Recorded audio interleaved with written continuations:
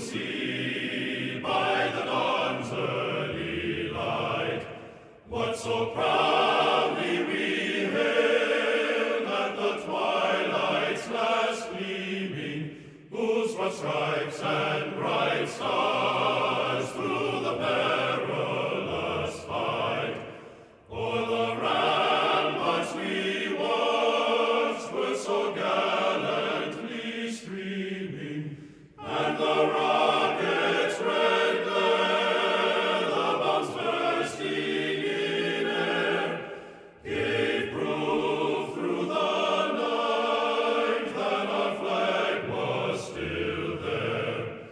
Oh, say does that star-spangled banner yet wave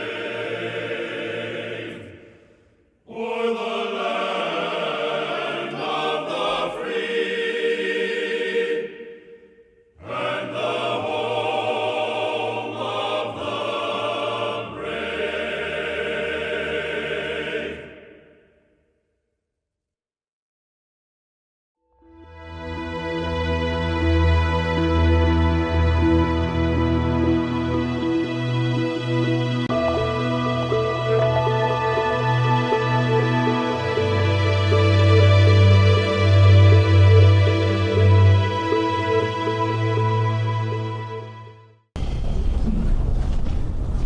Good morning.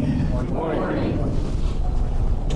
You know, 6 months ago when we were thinking about this program, I had read in a seminary publication about Christine, and I thought, gee, this sounds like a very interesting topic, especially for us at this time of life, being retired and everything.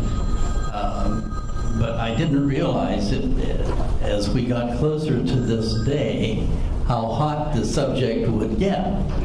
So we're right on the right track, but you can't always see that 6 months ahead of time. I'm sure you all remember when we were freshmen in college, the first week they divided us up by our specialties and what you were interested in, and the pre-theos were all sitting in one section, and their hair was all cut nice and sharp, and they had no suntan, and they didn't look too athletic, and but they were well spoken, and but things have changed a little bit. I think I read this right. And now the pre-theos you can't really pick out, I guess, from the average engineering student or chem major or whatever. And I guess Barry, your son, was probably pre-law. No? What was your major? History and government. History and government. But you used to be able to pick out the pre-theos pretty easily, and I thought to myself, I'm not sure I'm one of those people. And I wasn't in that specialty anyhow, but I'm sure you've had similar experiences. So Christine today is going to talk about just that. And she has very golden credentials with the University of Illinois BA, and then Yale University Divinity School.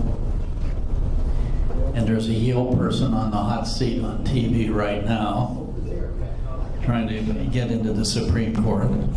And McCormick Theological Seminary. So she's had very good upbringing in the theological area, and really doesn't fit into my thinking of now 60 years ago, what was the pre-theo supposed to look like, and how would they talk? And so Christine, I'll let you take over, and she's going to answer some questions at the end also. Thank you.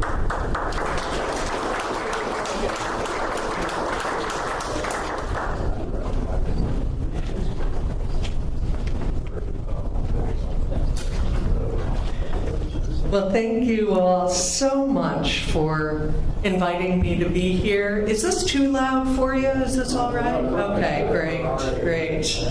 Well, I wear hearing aids too, so I can relate. Well, allow me to begin with a personal story. 35 years ago, I graduated from seminary with my Master's of Divinity degree. I'd like to say I was 12 years old, but that's not true. I was ordained into ministry in the Presbyterian Church USA, and I had grown up a Presbyterian in the suburbs of Chicago and majored in religious studies. I TA'd Greek New Testament while I was at University of Illinois, and then I debated between Princeton Seminary, where Mr. Johnson is on the board and is a spy here today. I debated between Princeton Seminary, which is a Presbyterian school, and Yale Divinity School, which is not denominationally affiliated. These two programs were the ones that I felt offered the greatest combination of both academic training and also pastoral training. Now, some of the others, like Harvard Divinity School and University of Chicago, were very, very, very academic. Other of the seminaries were very, very pastoral, but I wanted that combination. And I decided, in the end, on Yale, because I knew that I would be spending the rest of my life with Presbyterians. So, at the time, we have a few different graduating classes here from Pittsburgh Seminary, and you can see a little bit of a difference. If you look at the class of 1985, you'll see a young woman with fairly short hair, and though that is not me, I looked a lot like that at the time. And at that time, there was a really predictable formula for training pastors. Like those preparing for, how many physicians or dentists in the room here? Yes. How many lawyers? Right. At that time, there was a fairly predictable professional track for those of us who went into fields that were like that. And our professional education, which was accredited, had a predictable number of courses that you had to do. Biblical studies, including Greek and Hebrew, in order to read the original languages. Theology, church history from the beginning through the 16th century Reformation, and then into the 20th century with people like Bonhoeffer and Barth and Tillich and the Niebers. There was practical training as well. Most of us had courses in preaching, in pastoral care, and our denominations all required us to study their form of polity or governance in order to understand that as well. Interestingly, and this was pretty typical at the time, we were only offered a 1-hour optional course on administration, HR, budgets, conflict management, because of course none of that matters in the church, right? I was really fortunate in many ways. I graduated at a time when women ministers were beginning to be more accepted in mainline churches. I had extraordinary mentors that I could and did call whenever I needed to. I started as an associate pastor in Columbus, Ohio, and by my mid-30s, I was called to be the senior pastor at a 900-member church in the western suburbs of Chicago, and 9 years later was called to be the head pastor at a 2,000-member church in the northern suburbs of Chicago, Lake Forest, which is not unlike Swickley or perhaps the Shadyside Presbyterian Church, if you're familiar with that.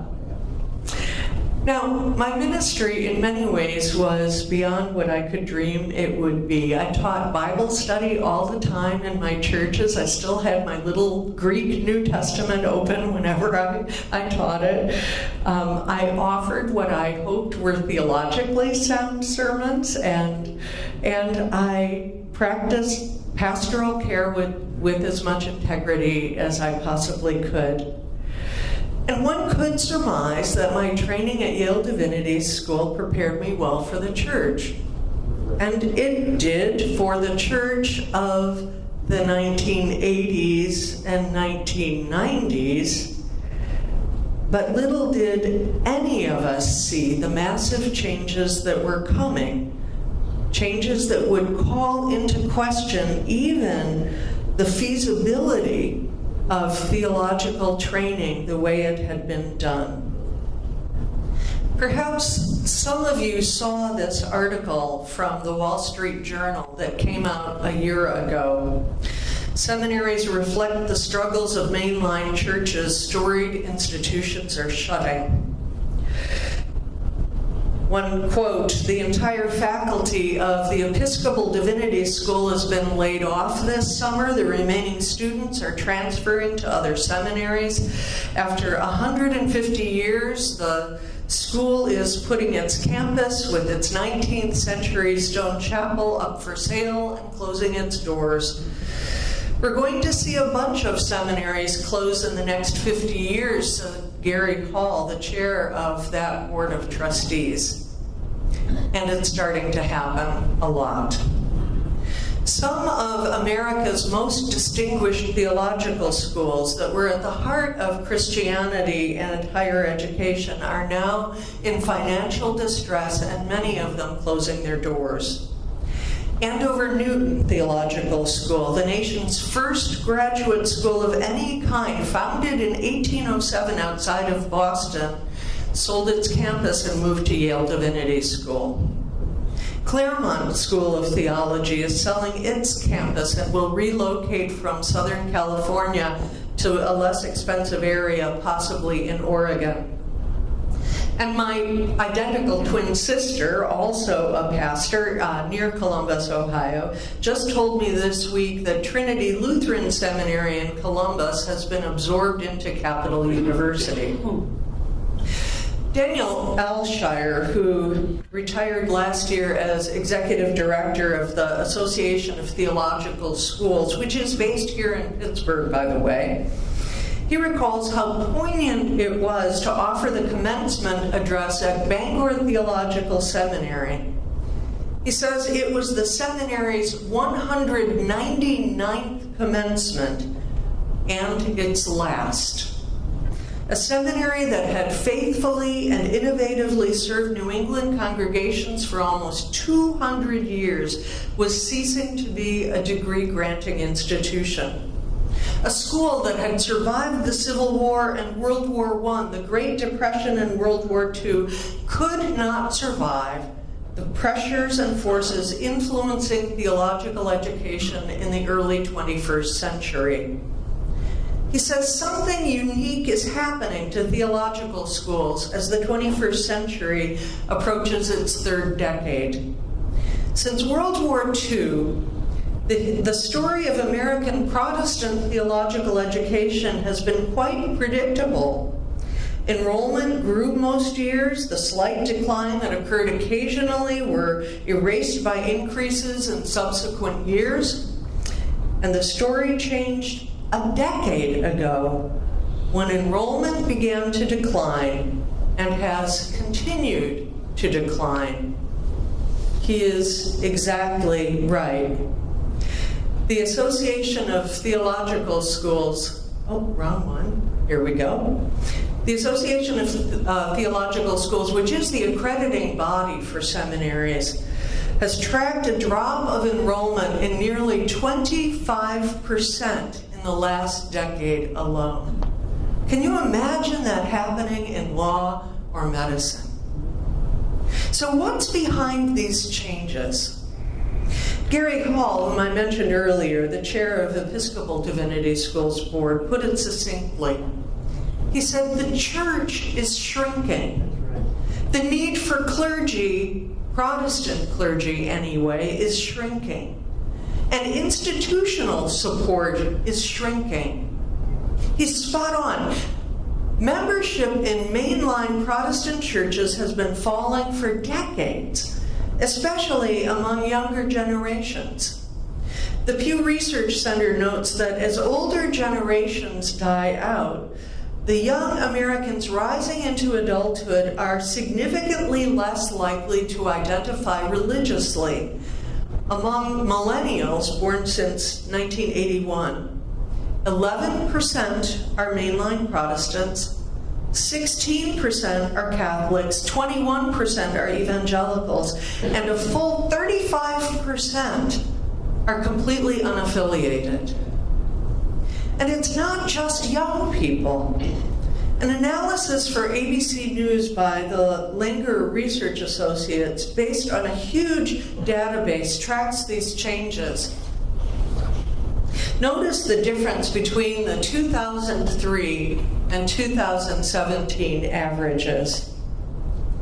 And because of shrinking numbers of people, fewer churches can support full-time pastors. Denominations are in turn struggling financially, and they're no longer supporting their seminaries at anything near the rate that they used to do. And at the same time, the cost of college education is rising, leaving our seminary students less able than ever to incur graduate school education and debt, and then enter a field where employment is spotty and wages are low. Why would someone choose to do that? So now what? Like any industry, when the market changes, you either adapt or die. And as some of you may be keenly aware, change is difficult in the corporate sector and about 30 gazillion times more difficult in higher education and churches. How many of you are involved in a religious organization of some kind? Any at all? Yeah. Then you know the drill. But before I leap to the changes that are emerging, indulge me a quick leap back. Just as Greek philosopher Heraclitus wisely said, the only constant is change. Scholar Justo Gonzalez, in the History of Theological Education, reminds us that that's true of seminary training too. Though education was, at the time of the early church, reserved for the elite, a number of early Christian fathers, like Augustine and Ambrose, studied rhetoric in keeping with the Greco-Roman values of the day. And in addition, they studied faith and scripture. Moreover, study was considered a lifelong endeavor, not something that was a degree you got and then you stopped. Theological and pastoral members were part and parcel of the way that you learned all the time in community, as evidenced by teachings like Gregory's Pastoral Rule or Ambrose's On Duties of the Clergy. But change kept happening. By the Middle Ages, there were monastic schools, followed by cathedral schools, later universities, not just for clergy, but laity as well. In the 16th century, when the Reformation unfolded, the Catholic Church's Council of Trent decreed the founding of seminaries for training clergy, and soon Protestants followed suit because, of course, there were so many doctrinal divides. By the 17th century, the academic education was required for pastors, both Catholic and Protestant, so that clergy could be schooled in the proper theology for their church. In the 18th century, the Pietist movement, led by the Wesleyan Methodists, pressed for training for preaching to the heart and not just to the mind, and academies were expanded to include spiritual persuasion. In the 19th century, the scientific movement brought an emphasis on critical and objective thought, and this too impacted theological education, with more emphasis on historical assessment of Scripture and this sense of what the rational approach to theological assessment might be of anything in preaching and pastoral work. And the very practical stuff began to be set aside. In the 20th century, the seminary became the place for professional training, the kind of training that I had, akin to medicine and law. And when it came, it had accreditation attached to it as well, both from the academic guild and also from denominational judicatories. Change has always happened, so why should we be surprised that change is happening now?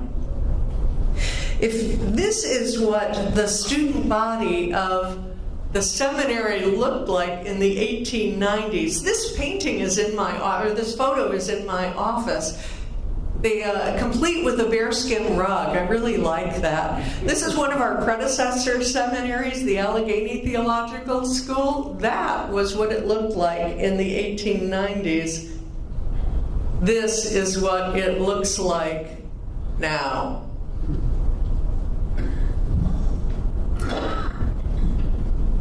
Adaptation has to happen. And adaptation is happening everywhere you look. While every seminary is unique, there are a number of trends that are manifesting themselves at Pittsburgh Seminary are also manifesting themselves in other schools. Let me name three. First, there's interfaith and interdenominational formation. This is a picture of our most recent, just last week, Eastern Orthodox Doctor of Ministry cohort. We have a wide variety of denominational representation. 45% of our students are PCUSA, Presbyterian Church in the USA. 5% are Reformed Presbyterian. But 11% are Baptist. 6% are Anglican, 13% are a mix of Assembly of God, Roman Catholic, Christian Missionary Alliance, 6% are Orthodox, 15% are Methodist, 2% are Lutheran, and this year we welcomed a Reformed Jewish person into our ranks studying theology. For many years, it was expected and for most required that students go to the denominational school of their stripe. When I applied for candidacy to ordination prior to seminary, my judicatory, the Presbytery of Chicago, required candidates for ministry to go to a Presbyterian school. And I was able to get an exception to go to Yale Divinity School, but I didn't take it for granted. Now, most denominations have loosened those rules. There are still requirements, such as courses in polity and governance and theology, as well as internships in their affiliated denominations. At this time, most seminaries are very mixed. At Claremont School of Theology, which is Methodist related, only a quarter of their students are Methodist. The school also embraced an inter-religious approach, which has Hindus and Buddhists and Muslims learning right alongside the Christians. And the diversity is reflected at Pittsburgh Seminary, as I said. We welcomed all kinds of people into our place, and some of our board members and our major donors have been questioning how is it helpful for us to have such a diversity of students. We're able to answer, I think, well. I think this training doesn't compete with our Presbyterian foundation. Instead, I think it forms a crucial conversation partner. I'll never forget what an extraordinary blessing it was to have this huge diversity in the student body and faculty at Yale Divinity School. Many of you will remember at a time when there were so-called Moonies. We had them at YDS. That conversation with people across all stripes opened my eyes to the diversity of Christian expression and even other religious traditions. And because I couldn't presume a common understanding or even language of the faith at Yale Divinity School, I was pressed to articulate my faith more clearly. In our rapidly changing and globalized world, the ancient skill of apologetics is all the more crucial. Secondly, formation. One of the unanticipated blessings of change is the opportunity to retrieve aspects of the field that had once been there but had been set aside.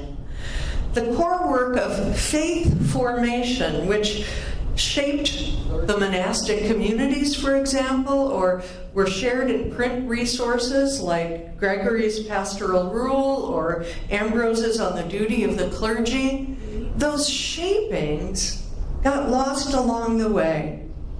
In fact, I think that that's a key to what the Reformation did. For example, Calvin's Institutes of the Christian Religion, which I read in full as a good Presbyterian, is not just a primer on theology, but it's a foundation for personal and ecclesial faith. In the 17th century, too, Methodists were drawn to John Wesley's Christian Library, this compendium of texts that he wanted all followers to read. This ideal of faith formation and ongoing maturity in faith is a goal of theological education now again, as it was to a great extent in the earlier centuries, but somehow got lost a bit along the way. Now, happily, spiritual formation is reemerging as a priority in many theological schools, and it's certainly true of Pittsburgh Seminary. For those who are in the ordination track, we offer not only things to Presbyterians, but partnerships with the judicatories of the Methodist Church, the Episcopal Church, and we're in conversations with the Lutheran Church as well. For many of them, there are expectations not just to do coursework in the head, but also spiritual development as well. And perhaps most significantly, our curriculum has changed for the first time in about 20 years. And rather than being only cognitive or skill-oriented, the new coursework offers this deep integration between classical theology and the missional nature of ministry. There's this provision of the tools for vocational discernment, this lifelong formation in the Christian tradition. And through the program, these historical and current contexts contribute to the formation of people. So people can learn more about their own faith tradition, but also experience this cross-cultural time that presses them, as it did me, into shaping their own faith more deliberately. So formation is no longer an add-on. It's at the core of what we do. Our amazing academic dean of the faculty, Heather Vosick, recently told me, we must be joined in the common work of formation, and we do it better when we do it together. Last but not least, President David Esterline recalls his last conversation with Myrtie Shoemaker. How many of you knew Mrs. Shoemaker? Oh, she was a saint and a character. She was, to the end, committed to the strength of the institutions she cared about. And if you know any grand dames in the Pittsburgh area, you will understand when she asked him rather pointedly, "What is the future of theological education?" And he said, "Flexibility. The only constant is change. If we are not flexible in adapting to the needs of the church, to technology, to access to students, we'll be out of business." "Huh," she said, with the gruff approval that only a grand dame like Murdy could provide. And President Esterline is right. If theological education is to be faithful, which is, of course, our highest aspiration, then the future will absolutely require flexibility. And that flexibility will take different forms according to the needs of the communities that we serve. So, let's talk for a minute about access to education. That way of access is going to be fluid. Some schools, Dubuque Theological Seminary, which is Presbyterian, Claremont School of Theology, Methodist, as I'd mentioned, they have invested thoroughly in online education. Much of their work is distance learning online, which would never have occurred to me when I was going to seminary. Pittsburgh Seminary, we're different. We're exploring online resources, and in fact, a number of our continuing education resources are online, recognizing that our alumni and other pastors are at great distances. But we are, in many ways, a regional seminary for Christians across the religious spectrum. Therefore, our strategy has been to provide access not by going online, but by providing extraordinarily generous scholarships that allow some of the people who would want to have education but couldn't do it because of financial reasons, allows them to come onto campus. In addition, we offer all kinds of flexibility for our commuting students and for our part-time students, which are legion, because so many of our students are also working part-time jobs. In fact, I would say that about half of our students are working at least 20 hours a week, some of them going full-time. We've also added new programs. So, for example, in addition to the Masters of Divinity program, which is the standard for most mainline denominations, we've added two new two-year, Masters of Divinity is a 3-year master's program. We've added 2 new 2-year Masters of Arts programs so that those who might be in traditions that don't require this whole Megillah can take what they need and get on with their ministry. And we also recognize that there are numerous people who want to seek a theological or religious education and have absolutely no interest in ordination whatsoever. And that's also a change in most theological seminaries. We have 3 joint degree programs. We have a joint Masters of Social Work program. We have a joint JD program. We have a joint degree program in public policy, some with Pitt and some with Duquesne. In addition, we've expanded our certificate programs. The breadth of these programs recognizes that there is no one magic way that people are called to serve the Lord. So we have now a graduate certificate in church planting and revitalization, a graduate certificate in missional leadership, a graduate certificate in urban ministry, a graduate certificate in ministry in general, a certificate in spiritual formation, all of which are open to people who may or may not be seeking ordination in whatever denomination.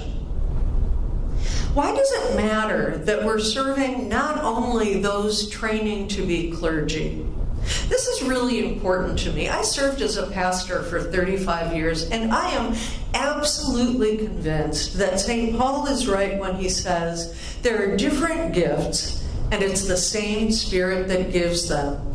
Dr. Ford and I were talking earlier, and I am absolutely convinced that the work of medicine is as much a spiritual vocation as the work of ministry. It is not a separate thing. So Ephesians 4:12 says, whether we are looking to some kind of service in the church or elsewhere, our work is, as Ephesians says, to equip the saints for the work of ministry in whatever way that ministry manifests. Whether it's a pastor preaching in a pulpit, an executive running a nonprofit, as my husband did for years, a church planter building a brand new community in a bar or in a prison, a social worker offering Christian counseling, a lay person leading long-range planning in a depressed community, a yoga instructor integrating Christian faith into her practice, a business leader striving to bring ethical leadership into their corporation. All of these are ways that people are doing ministry. And in fact, that group reflects our last two graduating classes, literally. So Joanne Spence is a yoga instructor who also does social work. And in addition, we have others who are doing ministry still to come. Robin Sharp is still in her ordination process. She's in her late 50s or early 60s. I didn't ask her age. And she's still discerning where she's called to be. One of my friends who's in the apartment complex on campus, David, is going into a small church as a pastor. But he has to wait because his little 6-month-old baby is requiring his second surgery. And all of these things are happening as people prepare for ministry. Well, let me offer just a few closing thoughts, and then I'll open us to questions. There is no doubt that theological education is changing. I love this picture. This is St. Michael's Episcopal, that literally the building moved. It doesn't mean, though, that theological education is dying any more than it means that the church is dying. It is, however, moving. It's changing.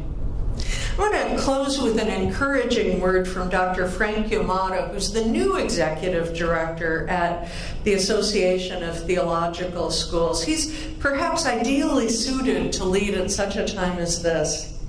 He said, "I've always been someone who is eager to learn about the different ways that Christian faith was practiced in community. My faith journey has prepared me well for ATS's ecumenical work to promote excellence in theological education."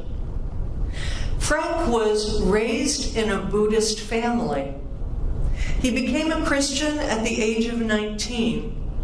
It led him on a path that's included charismatic traditions, evangelical traditions in a megachurch, a non-denominational church plant, a Korean immigrant church, an Assemblies of God college, Episcopal and Presbyterian seminaries, and ordination into the Presbyterian Church USA.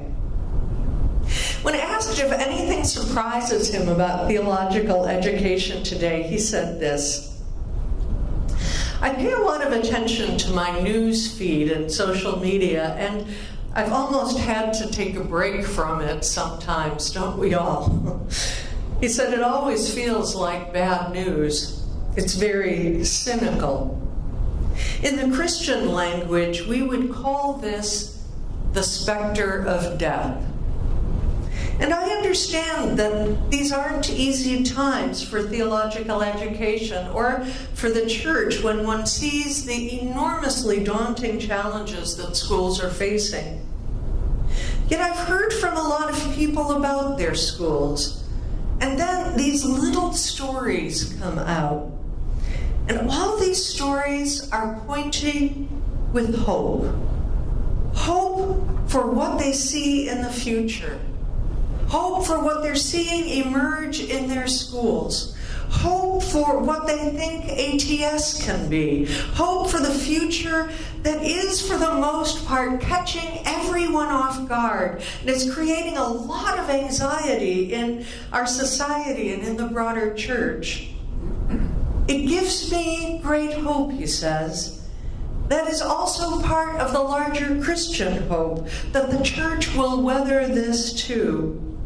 Whatever shape the church takes in the next 20 years, it's the hope of those leaders that's going to help build what the future is going to look like.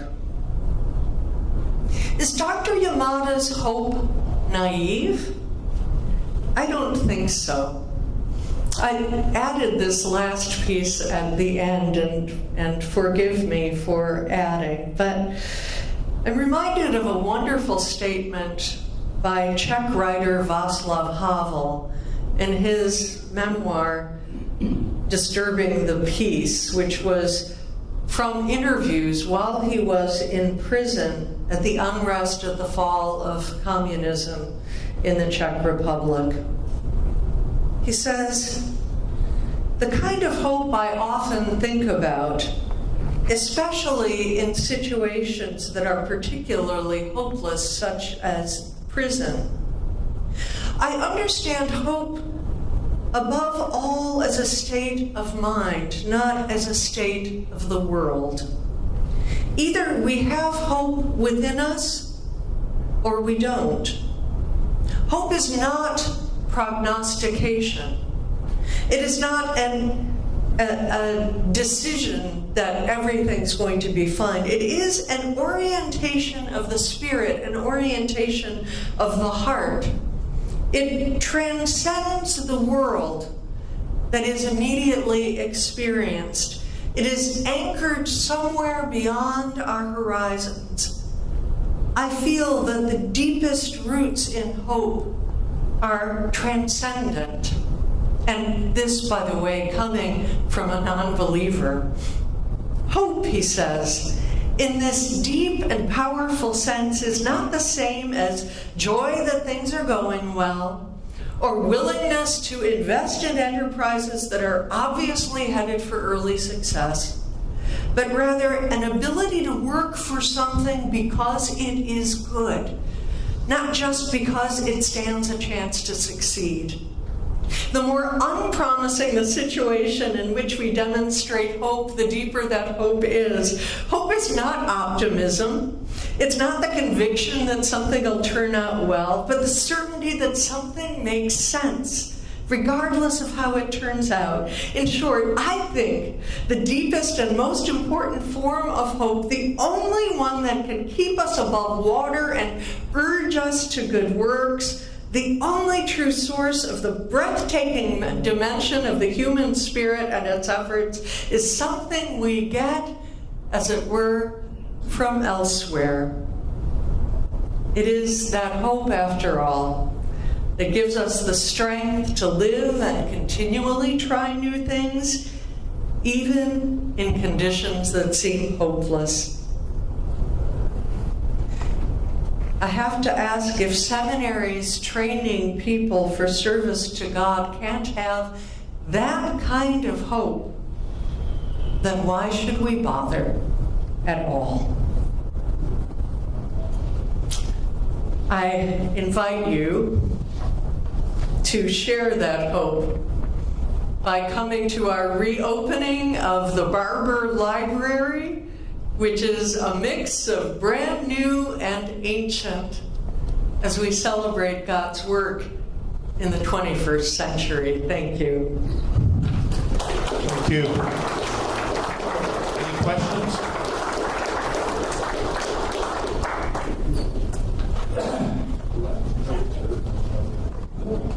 I have never seen the word church planting before. I'd like to know how one describes that. Yes, church planting. It's a funny expression, but it comes from Jesus' parable of the sower. A sower went to sow some seeds, and some of them fell on the rocks, and some of them grew fast and were killed. Some of them landed on the good soil. And so church planting is the recognition that we're going to start new church communities, and they may come in all kinds of different forms than we're used to. And we recognize some of them will take, and some of them won't. And so it's an entrepreneurial form of religious leadership.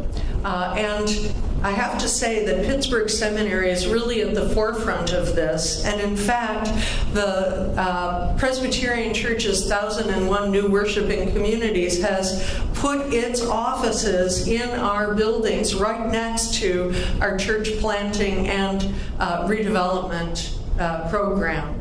So, what will someone do? Some of them literally have created a brewery, and just as Jesus poured wine, they will pour beer and bring young people that they might not have brought in otherwise.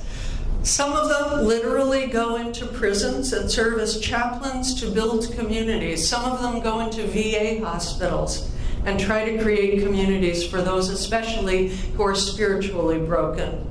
Some of them will go into what was an old church that is perceived to be dying and come alongside it with some fresh ideas that might draw others into it. And that's what church planting is. Thank you. Yes?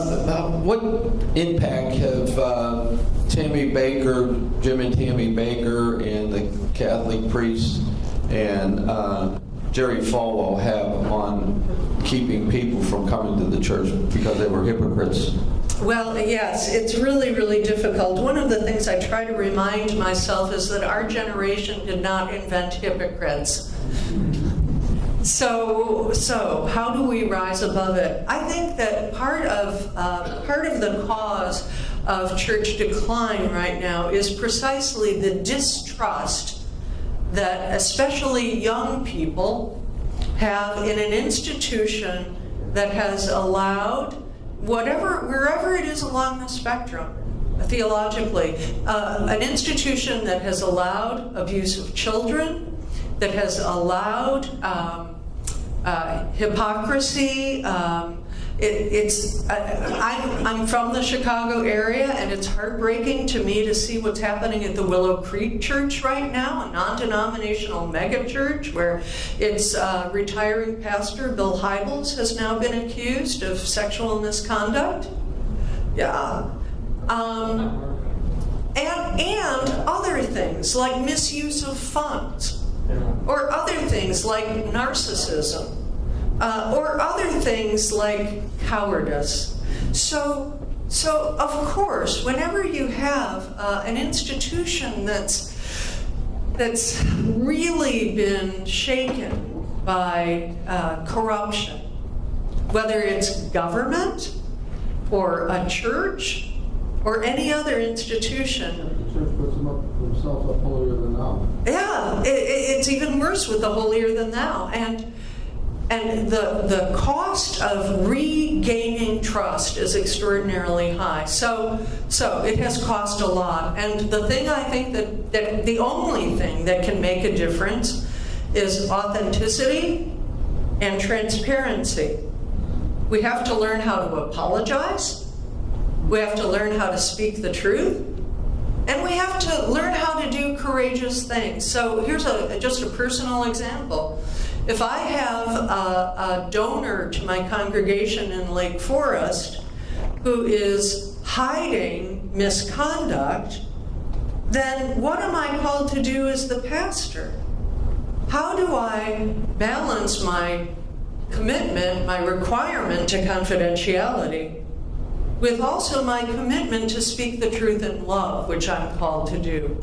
So courage and transparency and authenticity are going to be required. And I think until we own it, we are never, ever going to be able to come back again.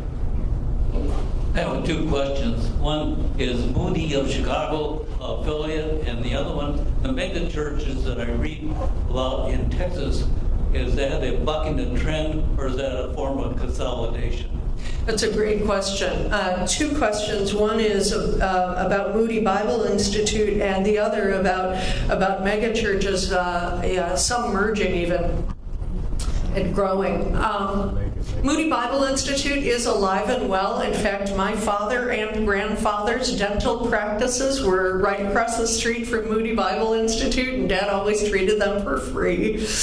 And it's doing fine, but it's changing too. It's not affiliated, but it is trying to produce church leaders who can address this vastly changing landscape.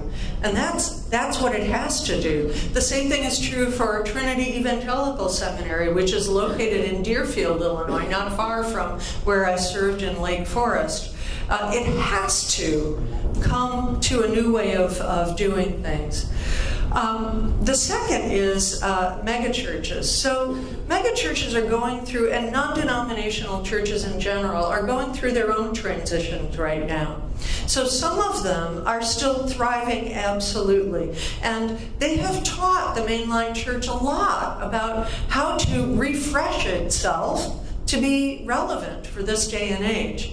But some of them are also seeing a decline. And again, it's not as steep a decline as the mainline church, but it's starting to slip. And so they're trying to adapt through mergers. They're trying to adapt through, they had often done tons of different locations, different campuses, they called them.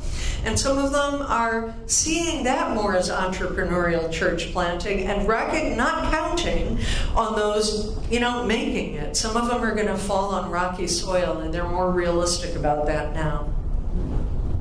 Here, yeah. Ignoring for the minute all the problems that are currently coming out, in the long term, both the number of practicing Catholics and Protestants has been decreasing. What you're telling us, though, is the Presbyterians are producing a surplus of pastors, whereas the Catholics have a great scarcity of priests. I'd be interested in your perspective on that. Yeah, absolutely. It is absolutely true that the Catholic Church has a real scarcity of priests, and I fear for the implications of this new scandal, that it's going to even lower the number of people who want to go into the priesthood. And part of that, I'm less familiar with the Roman Catholic Church, but part of it is attributed to the need to remain single. Part of it is attributed to the lack of, the difference in ethnic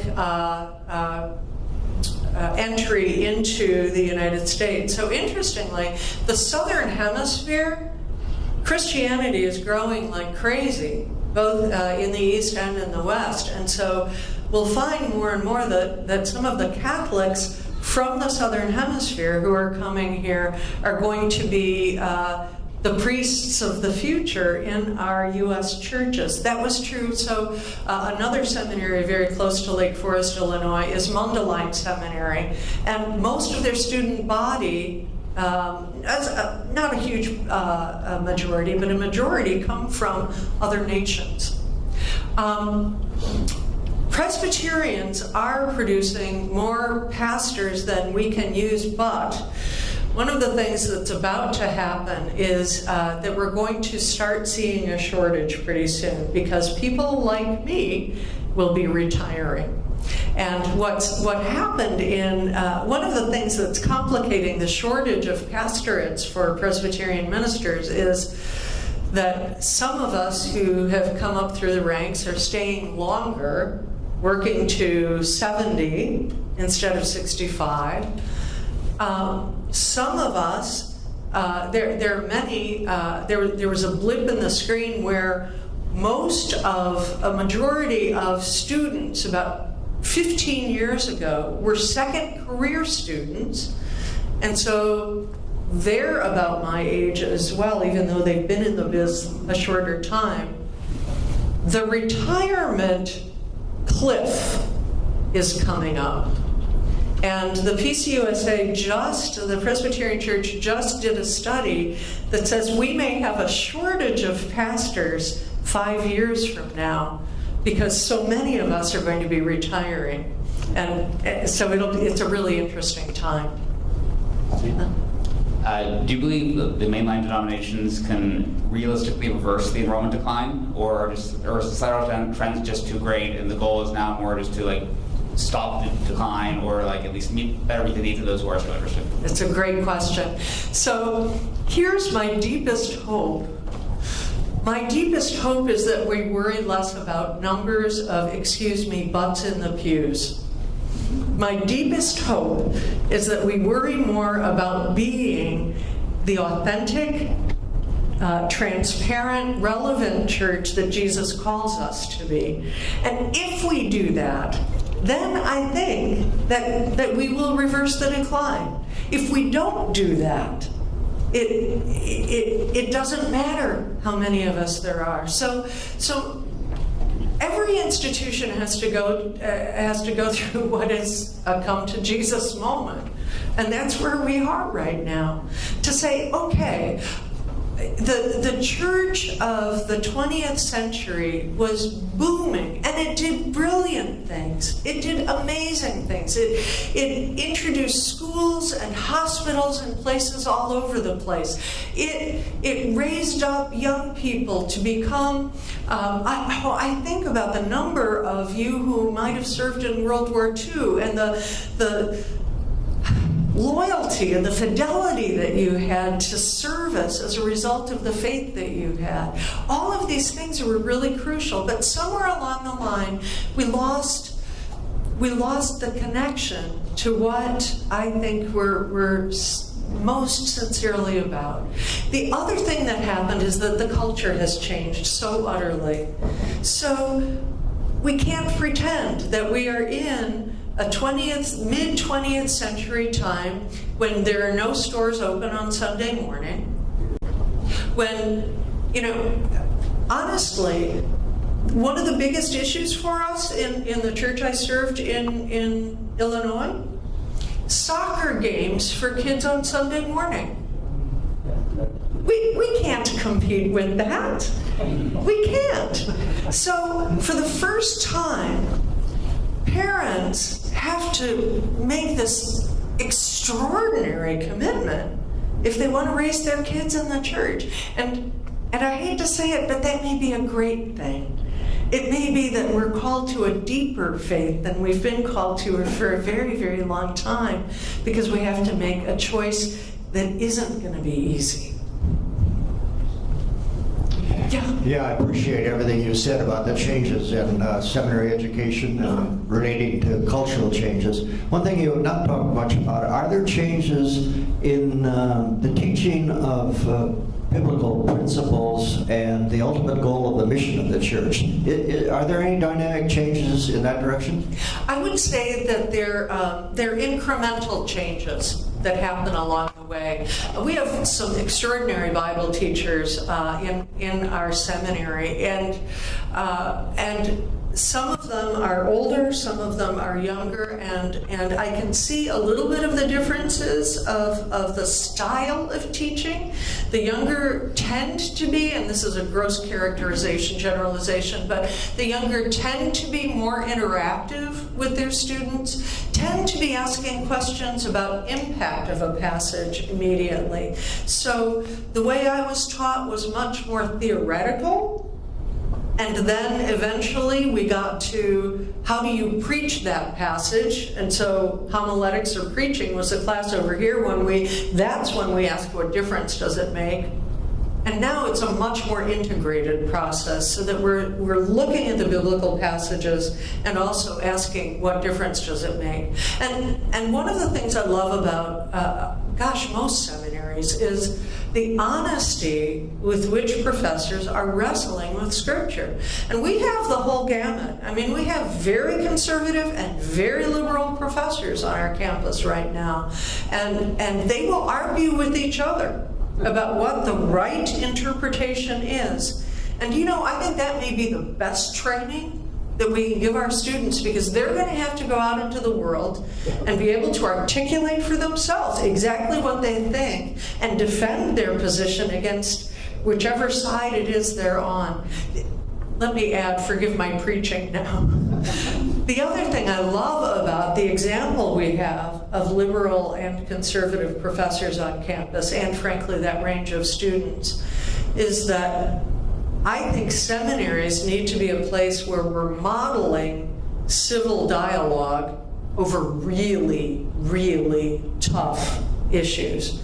We have professors who disagree completely on issues of homosexuality, on issues of the inerrancy of Scripture, on issues, some even about whether women should be ordained, which was decided in the Presbyterian Church in the 1950s. But these divisions reflect the nature of the church today, and I think that's a healthy conversation. And if we're able to model ways in which we do speak the truth in love, in which we do come to really tough disagreements, and in the end see each other as brothers and sisters in Christ, that may be the most important training we offer. What impact do you see arising to churches and seminaries from the current political divisiveness in our Oh man, it's really tough. One of the things that's happening in churches and that we're trying to prepare our seminarians to grapple with is that because our country is so divided right now politically and along a number of issues, they need to be able to go into a church and be a courageous and honest and loving leader. And for them to ground the work that they do in theology and Scripture, as opposed to grounding it either in their own opinion or what they think everybody else wants to hear. So that's the work right now today. And then raising up people who are willing to be courageous, but also to be loving and to have that experience in those really tough times. I mean, all of my churches, we call them purple churches. Purple churches are those that have both blue and red members, and every church I served was a purple church.